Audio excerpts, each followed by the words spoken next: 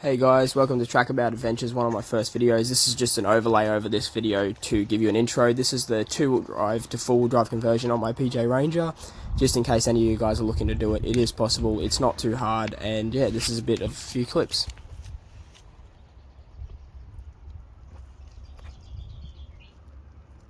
Come down here, we've got WD-40 on all these ball joints, so when we pop them off, the rubbers on them and everything are still really good because this car's never been on off-road, so kind of only been on dirt every now and then, so they're all really good, and I think we've actually replaced them at some point. It's only done 200,000 anyway, but they've been replaced pretty recently, I think. So they all look really good, so I've got to grease them up so they pop off, and then got to chuck that one on.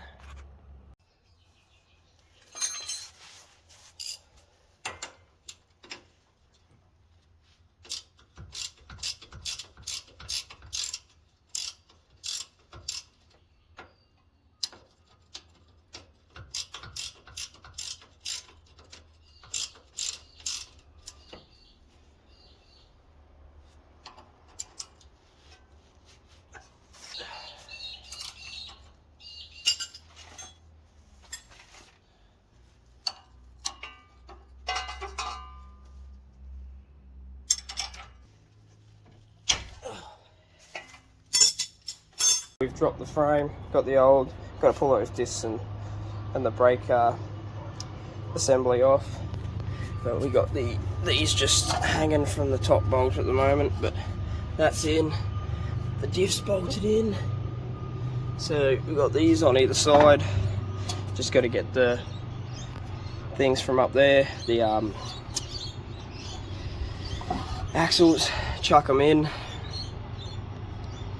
and then bolt all this up, chuck the brake assembly on it, pull that down, put it over, chuck the pads back in before we pull it over, and yeah, chuck the wheels back on, and then should be good for a while. So then the only thing left is in a few days or whenever we decide to, the gearbox has got to go in. We've already got a heavy duty clutch in it, so we don't need to do that. The only problem we've found is we've put all this in, uses vacuum to do the auto lock and hubs. Now all that came off was these two here, as you can see, come off the vehicle and then straight, like off the top pipes there, and then straight onto the motor. So it's just a little adapter pipe, pulled it off the other car, comes straight down into two, so one goes into either side, and then these two front pieces you see without pipes on them, they go down to the diff, which we've just put in. We've got to put that on now. And the only problem is there's one wire that comes off the diff that actually connects down in here, but on my car it's not in the harness. Everything else is in the harness, including the four-wheel drive button, and all this here is part of my harness, which is all part of the four-wheel drive. The only thing that's not is that little wire, so we might have to swap the whole harness for the alternator and the gearbox, which comes back to this box, which means we'll have to pull the battery out. We'll just have to see if it's wrapped up in the plastic down here, because if it isn't, we're going to have to change that harness over, and then that's it, the harness and the gearbox. So yeah, we've already got a single plate heavy duty four-wheel drive clutch in it too, so it'll just be swapping the gearboxes out, and the transfer case is obviously bolted to that. And yeah, so we're getting there. Just got to wire that diff up, fill it back with oil, put the CVs in, and we'll be pretty well gold. Picked up two O-rings for the diffs for when the CVs go in, and then we got the diff oil there. What are you checking what I've done? Video on it.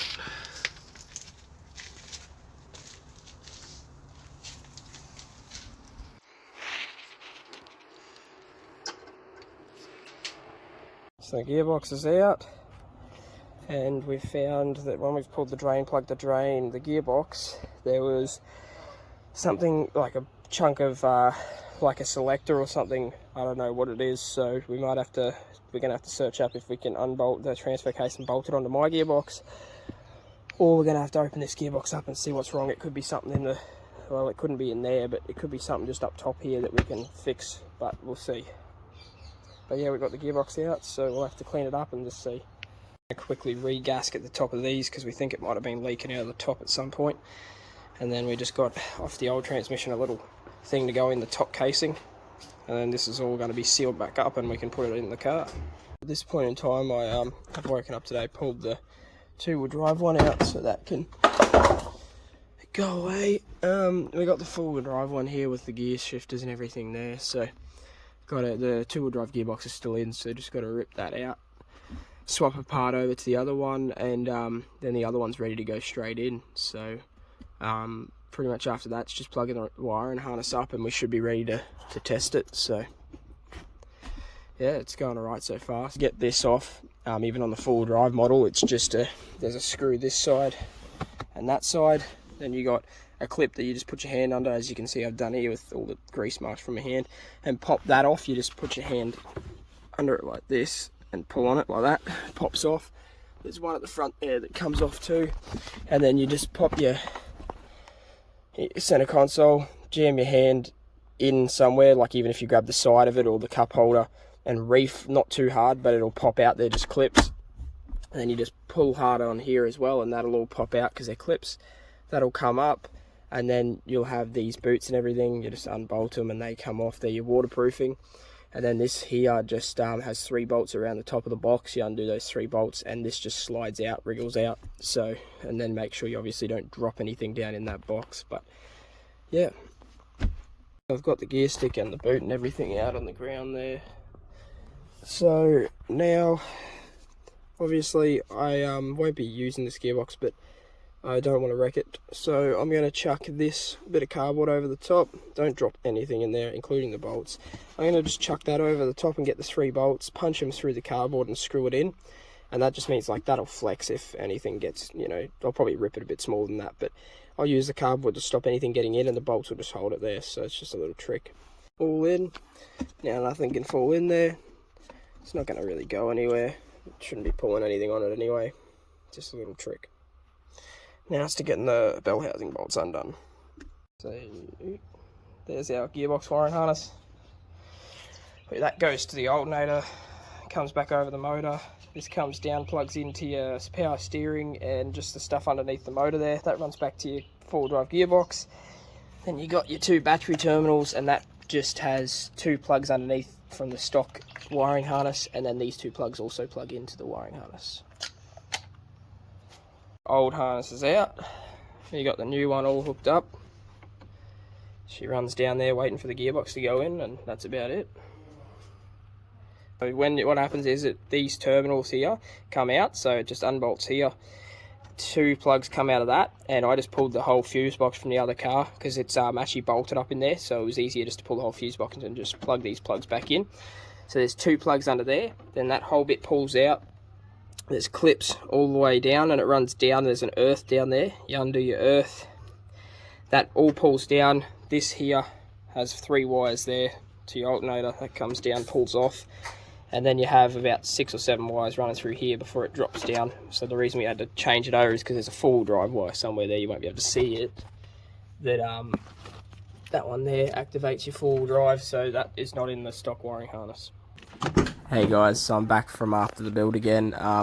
This is just me explaining how everything went. So we had a few problems. The other gearbox, one of the selectors springs had popped off, so we had to make our own out of a $10 tool spring because no one sells them. And yeah, we had a few other problems.